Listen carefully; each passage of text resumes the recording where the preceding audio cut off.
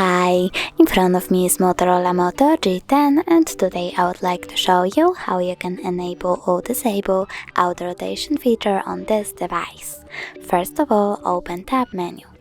Now find auto rotate icon and click on it. Auto rotation is now turned on. You can turn it off by clicking on the same icon. You can also go into settings, choose display, click on advanced, scroll down and tap on the switcher next to auto rotate screen to enable or disable it. If you want to check out if it works, you can go into any app, like photos, and simply turn your device.